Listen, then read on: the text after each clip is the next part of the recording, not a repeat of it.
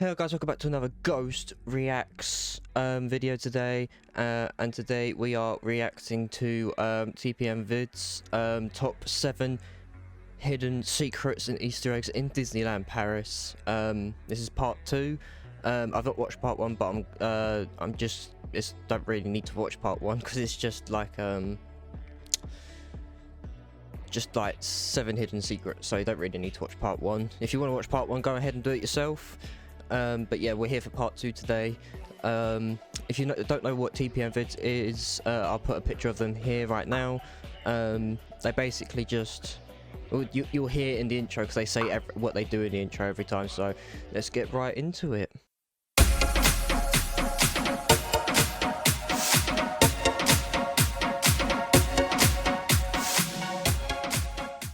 Welcome to Tpmvids Disney Beat, where we talk about all things Disney. If you're new to the channel and like what you see, hit that subscribe button and click the bell icon to be notified when we upload. The same for my channel as well, so if you just go do that as well. Do it on this channel as well, because this is really good, but go do it on my channel as well. We need those subscribers. Smash the like button as well, and the bell notification to know. A new video. You can also find us on Instagram, TikTok, and Twitter. I've said it before and I'll say it again. Disneyland Paris is the most beautiful Disney castle park.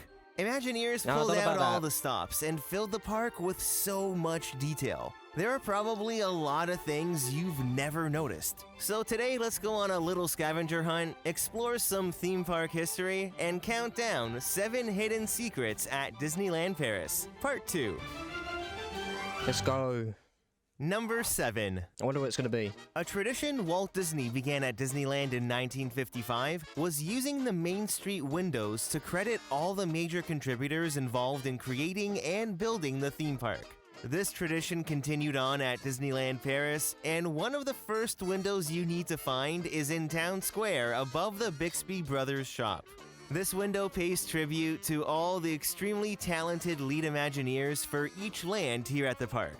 Jeff Burke was the Imagineer responsible for Frontierland, Tim Delaney for Discoveryland, Tom Morris did Fantasyland, which included Sleeping Beauty Castle, Eddie Soto for Main Street, and Chris Tietz for Adventureland. And I love how the tagline at the bottom is "Our business is making you smile," because it's true. It's hard to not take in all the details at Disneyland Paris and not smile. Then as you make your way down Main Street, you'll find the Main Street Gazette on the right-hand side. Now, these windows honor Marty Sklar as editor-in-chief, who at the time was the president of Walt Disney Imagineering, and Tony Baxter as managing editor, who was the creative executive at the time and oversaw all of the Euro Disneyland project. Then on the other side of the street, just to the right of the Emporium, you'll find this window for the Main Street Marching Band. It honors Michael Eisner, former CEO of the Walt Disney Company, and Frank Wells, then COO of the company. Fun fact, Disneyland Paris is the only park where Michael Eisner has a window on Main Street. So next time you stroll down Main Street, USA, see what other windows you can notice. Michael Eisner, I think he's like one of the previous executive owners of Disney as well, who used to do all the main buildings, the original buildings for the original park back in Florida,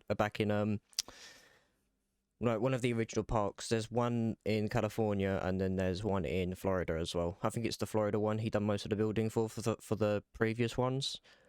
But you can fact check me on that if you want, but it's very interesting to know all this stuff about the Disney parks and how they were built and stuff.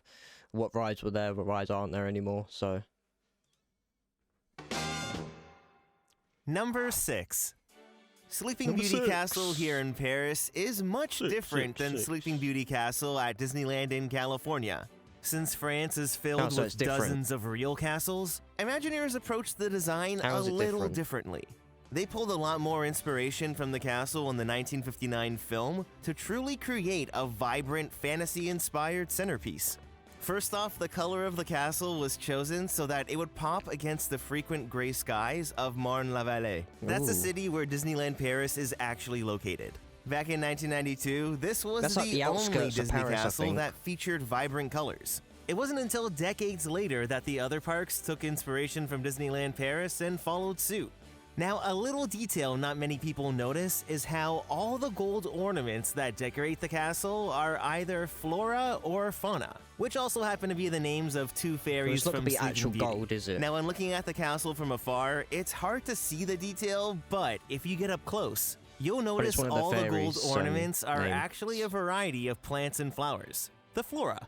Every single piece is There you go. gorgeous. Now, as for the fauna, aka the animals, the two solid gold spires have a little hidden animal that actually pays tribute to France. Ooh. Now, they may look like little dots, but when we zoom in, these are actually snails, or as they say in French, escargot, or escargot. They were added by Imagineers. That's cool, because you're not actually, you're walking past that, you're not going to see that type of detail, and they've just put that amount of detail in just because they can. That's sick. Just the patience to do that as well. They put so much hard work into this type of stuff. It's mad. As a little tribute to the popular French cuisine. But you'll notice they're all facing towards the top. Yeah. It's said they were placed this way, signifying them trying to run away from the kitchen so they won't get eaten. I mean, what a cool little detail. I gotta say though, escargot is pretty delicious. Have you ever tried it? No, I would never try snails. It look disgusting. Number 5. Adventureland here at Disneyland Paris takes us into many different world regions. Going But into Imagineers' Adventureland. first bit of inspiration actually came from the Morocco Pavilion at Epcot. You can definitely see the Moroccan influences here in the Adventureland Bazaar. This is probably the most unique version of Adventureland, especially when we compare it to the original land at Disneyland. Now, an iconic Adventureland ride Paris does not have is the Jungle Cruise. Back when Disneyland though? opened in 1955, it was the headliner attraction of Adventureland. Walt's initial inspiration for the land actually came from a nature documentary series he produced called True Life Adventure. Well, as you approach the entrance into the Adventureland Bazaar, take a look at the tiles at each of the ends of the arch. You'll notice there's a world globe with a compass around it, and Imagineers did this to pay tribute to the intro of the True Life Adventure series. I mean, that was the original inspiration for Adventureland, so what a cool little... Hang on. Has anyone ever had the videotapes of Disney films? Have they ever seen this? Because I remember this on a VHS. Because we used to own all of the Disney princess films and all the Disney films on VHS, and I swear this is what you'd see instead of most of the time before they updated it. Is this please let me know in the comments down below if you have seen this before. And if you can try and find it in a old VHS videotape, I swear to God this is it. With a little symbol. This actually spells out WDI for Walt Disney Imagineering. Ooh. Do you see it? Well, here's the W, D, then the I. I always love seeing Imagineers leave little tributes to Imagineering because without them, we'd have none of these details. Number 4. Number 4. Discoveryland takes the place of Tomorrowland, but like the other parks, the headliner attraction here is Space Mountain, which in this case is now Hyperspace Mountain.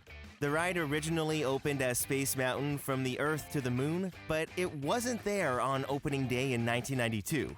Space Mountain was part of Discoveryland's Phase 2, and it didn't open until June of 1995. This looks so sick Now, to the just go original and do. plans for Discoveryland called for an attraction pavilion called Discovery Mountain. It was They've changed a essentially lot going since to I be a last went. huge dome that housed multiple attractions. This included a 20,000 Leagues Under the Sea walkthrough attraction with a restaurant, a drop tower ride, a clone of Horizons from Epcot, an indoor station for the Disneyland Railroad, and finally a high-speed roller coaster in the dark.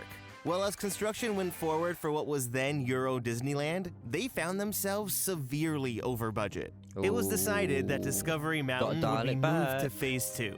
But if we look at Disney's track Over record with budget. Phase 2s, we know they usually don't come to fruition. Well, after Euro Disneyland underperformed for their first couple years, See. they needed something to Would've draw lost all that guests money. into the park. Now, everyone loves a good roller coaster, so they move forward with plans for a modified Discovery Mountain with just the coaster and an outdoor lagoon with a Nautilus walkthrough. Crews started building Discovery Mountain, and when the Nautilus opened in July of 1994, the outdoor portion of Discovery Mountain was pretty much complete. They even had the Discovery Mountain marquee in front of the attraction. There?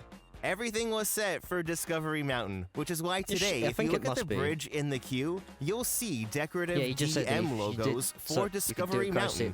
This relic of the past is just hidden here in plain sight, and every day, thousands of guests just walk right by and don't even notice. Now, it wasn't until August 3rd, 1994, that Imagineers decided Discovery Mountain would be changing its name to Space Mountain. This last-minute change was all due to marketing efforts. They needed to pull out all the stops so this ride would be as successful as possible. Disney already had a well-known brand with Space Mountain at 3 other Disney parks, so the switch just made sense. Thankfully, Space Mountain proved to be extremely popular as it brought more guests into the park. The first time the resort reported a profit was the first quarter with Space Mountain. So, in a way, this high-speed roller coaster in the dark saved Disneyland Paris from going bankrupt. Now, I wonder if they'll ever change Hyperspace Mountain back into the original Space Mountain. Probably now, not. That would be cool. They wouldn't do that, I don't think. Number 3. The Liberty Arcade can be found on the left side of Main Street. Not only does this provide an indoor bypass to Main Street, but it's also an attraction in itself. Lined with antique gas lanterns, it was inspired off European shopping arcades. The Burlington Arcade was Imagineers' first point of reference. Then they explored some of the arcades here in Paris. Although there was European inspiration, the decor and theme of the Liberty Arcade gave it the Americana feel that tied it into Main Street. I would love to It was also really fitting to have an arcade honoring the Statue of Liberty.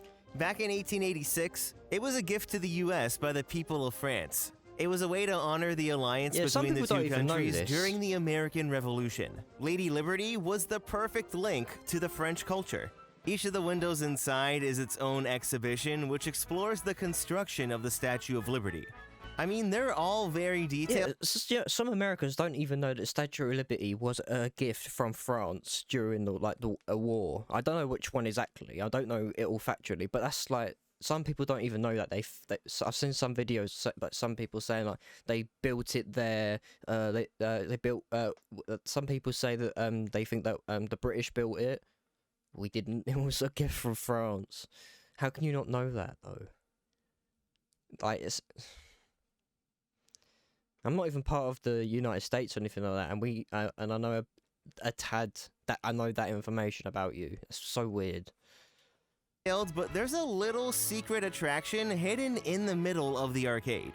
As you make your way to the halfway point, you'll come across these beautiful mosaic tiles on the ground and some red curtains on the left side or the right side, depending on which way you're coming. Just the experience. Now, there's a painted sign that says "Step back in time and relive the grand spectacle." When you go to places like this. Well, if you make your way past this mural and sneak between the curtains, you'll be transported to 1886 with a tableau diorama of the Statue of Liberty's inauguration. That is cool. That's cool.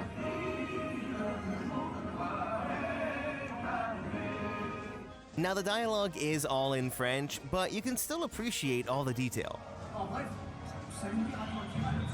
What is in France? Why wouldn't it be in French? The first couple times I walked through here, I never noticed anyone going in or coming out. I had no idea there was a room beyond the wall until I started exploring a little more.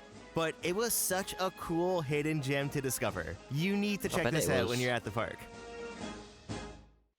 Number 2.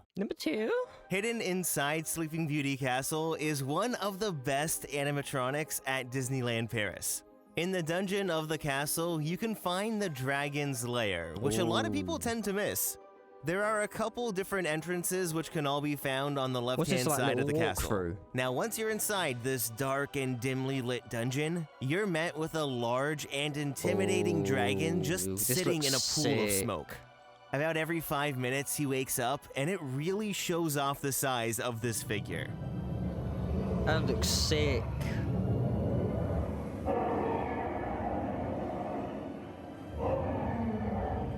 I want to ride it.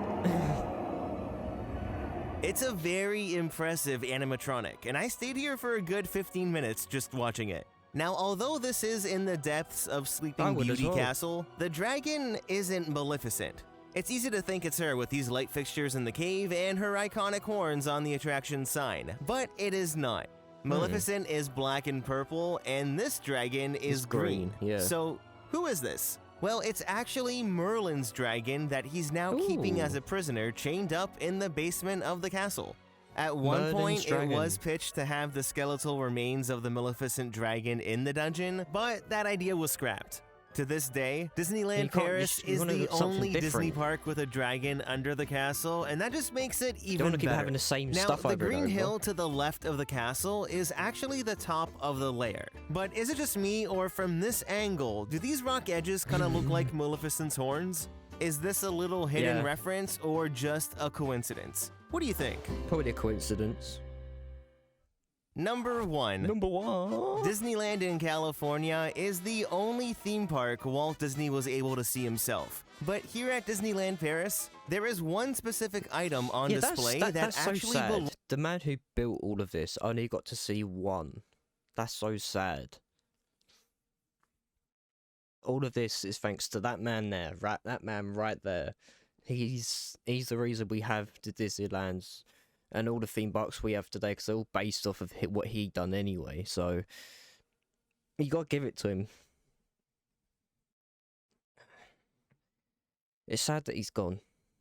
It would have been sick to see what his reactions to what we have today. It would have been so sick to see him and see how happy it would have made him. He done it for the joy of everything. It's so belonged to Walt. So much admiration. So if you head inside City Hall on Main Street, you'll find a lot of really cool stuff in here. On the back wall, there are some construction photos and the original Euro Disneyland park map. Now on the left-hand side of the room, you'll find this picture of Walt Disney with a medal in a separate frame. Well, this medal actually belonged to Walt Disney, and it's the Legion of Honor medal he received back in January of 1936 in Los Angeles. Walt was given the award for his work at the Disney Studios and for his contributions to shaping the animated art form. Prior to receiving the French award in 1936, Walt was no stranger to France. He and his wife Lillian took multiple trips here, and in 1918, he even served in the Red Cross Ambulance Corps in France. Bro, this guy was now, in above the medal, there's also a framed piece of paper. When Euro Disneyland opened in 1992, the French Republic issued a certificate promoting Walt Disney to a higher ranking of Officer of the Legion of Honor. I actually didn't know this. Now, during the day, the line to get into City Hall was quite long, but just before park close, it's easier to get in and get a sneak peek at this Walt Disney gem. That's sick. So, have you ever visited Disneyland Paris? Do you have any favorite hidden Disney secrets or details? I'd love to know. Leave a comment down below to start a conversation, and don't forget. This guy, man, he always comes like I thought I knew most of the stuff about Disney, but then he just comes back at me with something different. It's so weird. But yeah, if you like that, please smash the like button down below. If you have anything you want to say about this video, any fun facts that you found interesting, please put down in the comments down below. Also put down in the comments down below what you want me to react to in the future. Remember to subscribe and hit the bell icon as well to know when I'm doing another video, when another video's out. And I will see you in the next video. Goodbye.